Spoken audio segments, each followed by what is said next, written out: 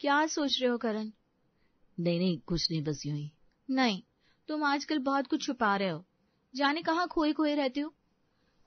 बस दिव्या, घर से हर रोज बार बार माँ का फोन आ रहा है, घर बुला रही है वो। तो इसमें इतना सोचना क्या, चले जाओ ना।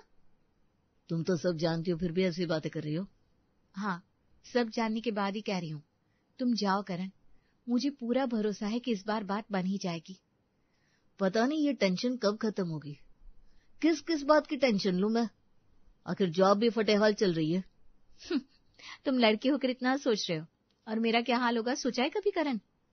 सब समझ रहा हूँ मैं दिव्या। मैं तो कहता हूँ अब लगे हाथ तुम भी अपने घर पर बात कर ही लो।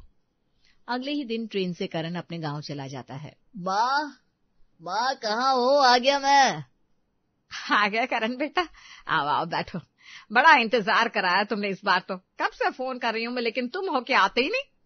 अरे माँ, ऑफिस में ना बहुत टेंशन चल रही थी इसलिए। अच्छा अच्छा, रुको अभी पानी लाती हूँ। गीता करण के लिए पानी लाती है और बढ़िया बढ़िया खाना बनाती है। करण बेटा, मैंने तुम्हें यहाँ क्यों बुलाया है ये तो तुम भी जानते हो। अब बताओ आगे क्या इरादा है? माँ मैं सब समझ रहा हूँ, लेकिन आज मैं भी अपनी बात रखना चाहता हूँ। तुम्हारी बात? बताओ बेटा। माँ, मैं एक लड़की को पसंद करता हूँ, उसका नाम दिव्या है और मेरे साथ ऑफिस में काम करती है। मतलब तुमने लड़की पसंद कर ली? ऐसा तुमने सोच भी कैसे लिया बेटा? माँ, शादी हमेशा दो परिवारों से पहले दो दिलों, दो इंसानों का मिलन होता है। आपके कहने पर अगर मैंने किसी के साथ शादी कर भी ली तो भी मैं खुश नहीं रह पाऊंगा। तुमने तो मुझे गांव में मुंह दिखाने के लायक नहीं छोड़ा करण।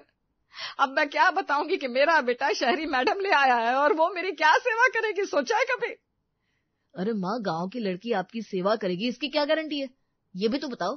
तुझे एक बार भी नहीं लगा कि तेरी माँ ने तुझे कितनी परेशानियों में पाला? मेरे लाल तेरे पापा तुझे तब छोड़ गए जब तू सिर्फ 3 साल का था। मम्मी, तुम एक बार दिव्या से मिलो तो सही, देखो तुम्हें बहुत अच्छी लगेगी सच में। आखिरकार करण की जिद के आगे उसकी माँ को झुकना ही पड़ता है, लेकिन अब तक इधर दिव्या अपने मम्मी पापा को मनाने में सक्सेस नहीं हो पाई थी। पापा, आप अभी तक मेरी बात समझ क्यों नहीं पा रहे हैं? करण एक बहुत ही सीधा और सुलझा हुआ लड़का है। दिव्या बेटा, वो गांव का लड़का कभी तुम्हारी बराबरी नहीं कर पाएगा। हमने अपनी बेटी को हमेशा शहर के टॉप कॉन्वेंट स्कूल में इस दिन के लिए पढ़ाया कि वो एक सरकारी स्कूल वाले से शादी करे। ओ कम ऑन मम्मी, आप आज भी किस सदी में जी रही हैं? आज के टाइम में इंटेलिजेंस ही मायने रखती है, और वो करण के अंदर मुझसे कई गुना ज्यादा है। और रही बात सरकारी स्कूल की, तो मुझे करण की वही सादगी पसंद आई, ना शहरी लड़कों की तरह कोई दिखावा। बाकी आप लोग खुद ही देख रहे हो कि शहर के हाल क्या है। लेकिन बेटा, वो गांव का लड़का है, क्या तुम गांव में रह पाओगी? लेकिन गांव में किसको रहना है पापा? जब करण भी शहर में जॉब कर रहा है तो हमें गांव में रहने की क्या जरूरत? तो क्या हुआ, अगर शहर में जॉब कर रहा है लेकिन उनके परिवार के आचार विचार तो आज भी वही गांव वाले होंगे ना, और समय समय पर गांव तो जाता ही होगा। प्लीज मम्मी पापा, मैं सब हैंडल कर लूंगी। आप लोग एक बार करण और उसकी मम्मी से मिल तो लो। अकेली मम्मी? उसके पापा कहाँ हैं? करण के पापा को एक बीमारी के चलते बचपन में ही उनकी डेथ हो गई थी। यानी उसके ऊपर ही पूरे परिवार का बोझ है? उनके पास अपनी जमीन है और हम दोनों मिलकर सब कर लेंगे। दिव्या की जिद के आगे उसके माँ बाप भी हार जाते हैं और आखिरकार दोनों के माँ बाप मान ही जाते हैं। शादी ब्याह में ढेर सारे लड़ाई झगड़ों के बाद आखिरकार दिव्या अपने पति करण के संग अपने ससुराल आ ही जाती है। गांव का बड़ा सा घर जहाँ ढेर सारे मेहमान आए थे। बहू, आज तुम्हारी पहली रसोई है, ये तो तुम जानती होगी है? पता नहीं शहर में तो क्या होता होगा, भगवान जाने। करण की ताई सीता जी के इतना कहते ही वहां बैठी सारी औरतें जोर जोर से हंसने लगती है। ऐसा नहीं है ताई, दिव्या को सब आता है और ये रीति रिवाज शहर में भी होते हैं। देख ले गीता, तेरा छोरा तो हाथ से निकला जा रहा है। शहर में चाहे कुछ होता हो या नहीं, लेकिन लड़कियों को अच्छे लड़के फंसाना बहुत अच्छे से आता है। क्या करण बेटा? क्या मम्मी, आप बिना कमाल करती हो। तो कुछ गलत कहा हो तो बताओ। और जेठानी जी, रही बात हाथ से निकलने की, जब हाथ से निकल गया तभी तो शहरी मैडम पसंद कर लाया। मम्मी जी, आप परेशान ना हो, मैं आपको कभी ऐसा मौका नहीं दूंगी जिससे आपका दिल दुखे। और लाइए आज मेरी पहली रसोई है, तो क्या बनेगा मैं बनाती हूँ। मुझे हलवा खीर सब बनाना आता है। सीता और गीता एक दूसरे की शक्ल देखने लगती है और थोड़ी देर में दिव्या सबके लिए बहुत ही टेस्टी हलवा बनाकर तैयार कर देती है। सब स्वाद से खाते हैं। शादी के 2 दिन बाद ही करण दिव्या से कहता है, दिव्या, अगर तुमको यहाँ ठीक नहीं लग रहा तो तुम कहो तो हम अपनी बाकी की छुट्टियां शहर चलकर बिताते हैं। नहीं करण, ऐसा मौका फिर कभी नहीं मिलेगा। मैं यहीं रहना चाहती हूँ। कुछ दिन रहूंगी जिससे मैं मम्मी जी को समझ भी सकूंगी और हमारे मन मिलना भी तो बहुत जरूरी है। अब दिव्या धीरे धीरे अपने ससुराल में सबके दिलों में जगह बनाने लगती है। आस पड़ोस की भाभी, बच्चे सब पूरा दिन दिव्या के आसपास घूमते रहते। अरे बहू, ये कुछ ज्यादा झमघट नहीं लगने लगा है हमारे घर पर? अरे अभी नई बहू हो, थोड़ा शांत रहा करो। हमेशा यूं खिलखिलाकर हंसना अच्छी बात नहीं है। जी मम्मी जी। इतना कहकर वो वहां से चली जाती है। वो जानती थी कि आखिर ये सब वो क्यों कह रही है। धीरे धीरे करके कब 15 दिन बीत गए। दिव्या और करण के साथ साथ गीता जी को भी पता नहीं चला, लेकिन दिल मिलने का तो नामो निशान तक नहीं था। मम्मी जी, अब आप आना, क्योंकि मुझे और करण को कल से ऑफिस जाना है, तो अब निकलना होगा। अरे मैं तो यहाँ अपने गांव में ही ठीक हूँ, मुझे नहीं जाना शहर भैया। मम्मी, आप बिना कमाल करती हो। दिव्या करण को इशारा करके रोक देती है। इधर दिव्या और करण शहर आकर अपने जॉब में बिजी हो जाते हैं, लेकिन फिर भी अपने बिजी शेड्यूल में से टाइम निकालकर दिव्या हर रोज अपनी सास गीता जी को जरूर फोन करती। फिर एक दिन गीता की जिठानी सीता उनसे मिलने आती है। और क्या कर रही हो गीता? अब तो बहू भी चली गई, फिर भी घर में घुसी रहती हो। अरे जरा चबूतरे पर ही बैठ जाया करो बाहर, जिससे पूरे मोहल्ले में सबके हाल चाल मिलते रहा करे। बस अभी ना शहर से बहू का फोन आया था, उसी से बात कर रही थी। और बताओ कैसे आना हुआ? तुम भी ना गीता खूब खुश हो लेती हो, और बहू भी तुम्हारी खूब होशियार है, बस फोन से बात करके हाल चाल ले लेती है। अरे वहां जाओ, जाकर रहो, तब तो पता चले इन शहर की मैडमों के असली रंग। हाँ, वैसे बात तो सही है आपकी। चलो हम कहते हैं करण से टिकट करवाने को। वही तो, नहीं तो तुम यहाँ बैठी रह जाओगी और तुम्हारा बेटा तुम्हारे हाथ से निकल कर दिव्या बहू के पल्लू से बन जाएगा। अरे नहीं, मैं समझ गई आपकी बात। बस तुम्हें समझाना मेरा फर्ज था, आखिर तुम मेरी देवरानी जो हो। अपनी बहू को भी ना जरा टाइट करके रखो और बेटे को भी अपने हाथ में। अगले ही दिन गीता जी अपने बेटे करण को फोन घुमाती है और अपने आने की बात कहती है। हाँ हाँ मम्मी, क्यों नहीं, मैं आज ही आपका टिकट करवा देता हूँ। आप आओगी तो मुझे बहुत खुशी होगी। तुम्हें तो खुशी होगी, लेकिन अपनी पत्नी से पूछ ले बेटा, क्या वो भी खुश होगी मेरे आने से या फिर नहीं? अरे मम्मी, दिव्या भी बहुत खुश होगी आपके आने से, आप चिंता न करो। अगले हफ्ते की टिकट करवा देता हूँ मैं। अब गीता जी अपनी बहू से मिलने चल देती है। इधर दिव्या अपनी सास के आने का समाचार पाकर खुशी से फूली नहीं समाती और ढेर सारी खाने की डिशेस बनाकर रखती है। देखो तो दिव्या, कौन आया, दरवाजा खोलना। इतना साफ सुथरा घर देखकर गीता जी की आंखें खुली की खुली रह जाती है, क्योंकि ये तो उनकी उम्मीद से परे था। अरे मैं तो सोच कर आई थी कि ये लड़की क्या संभालना जानती होगी घर, लेकिन इसने तो घर एकदम चमका कर रखा है। आइए मम्मी जी, बैठिए, पानी पीजिए। लाओ। पूरा दिन हंसी खुशी बिताने के बाद अगले दिन करण और दिव्या को ऑफिस जाना होता है। तो क्या मैं पूरा दिन अकेले घर पर रहूंगी? लेकिन मम्मी, ये तो आप जानती हो कि हम दोनों ही जॉब करते हैं। आप घर में आराम से टीवी देखो, मोबाइल चलाओ। मैंने वाईफाई भी लगवा दिया आपके लिए, आपको कैसी भी कोई भी परेशानी नहीं होगी। गीता जी की ऐसी हालत देखकर दिव्या उस दिन वर्क फ्रॉम होम ले लेती है। कोई बात नहीं करण, आप ऑफिस चले जाओ, आज मैं वर्क फ्रॉम होम ले लेती हूँ।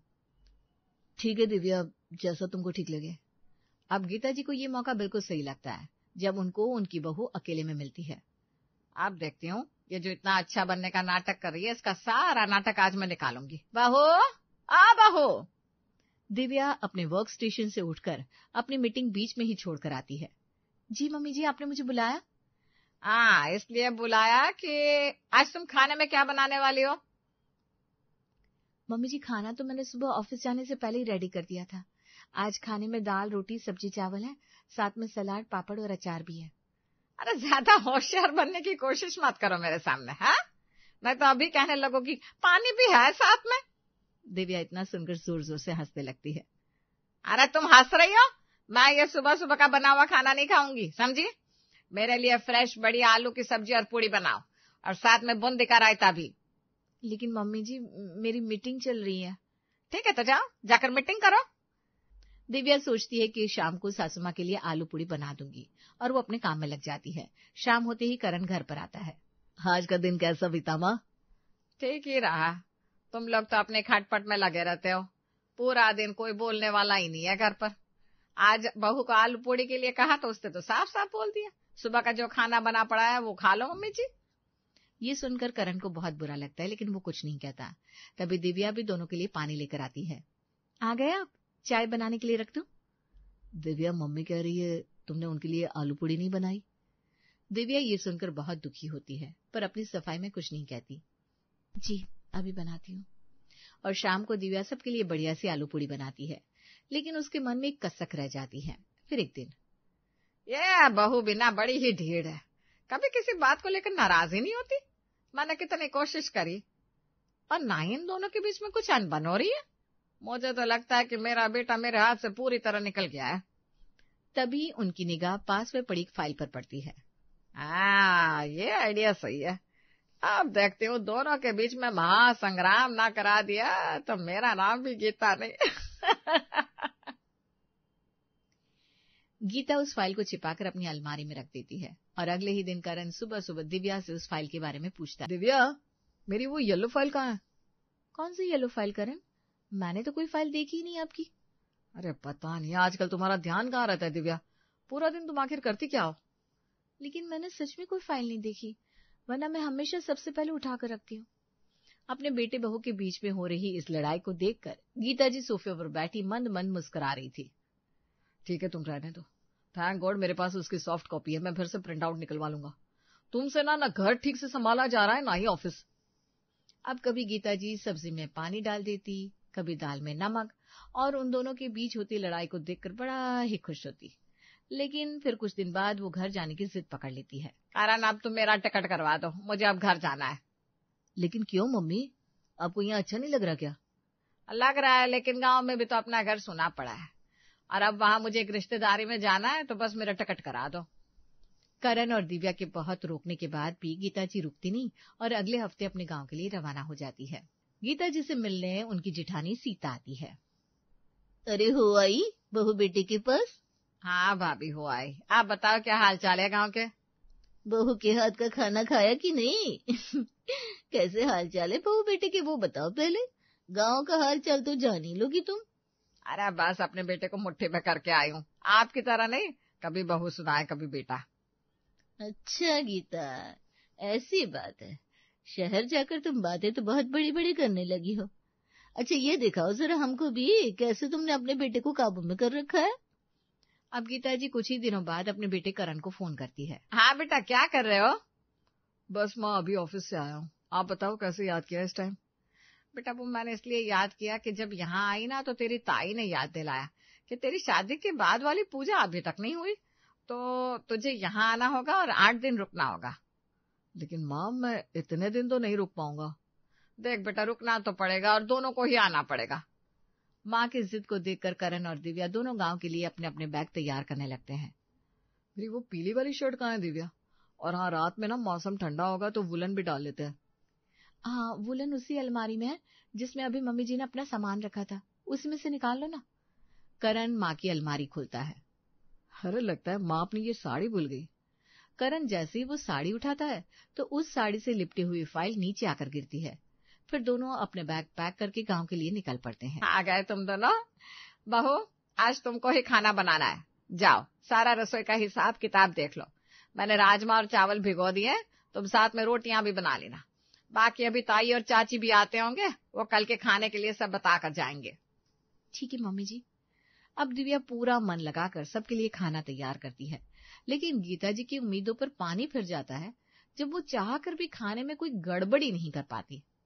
अरे भाई आज ना कोई आस पास ही था, या करण भी पूरा दिन घर में ही पड़ा रहा।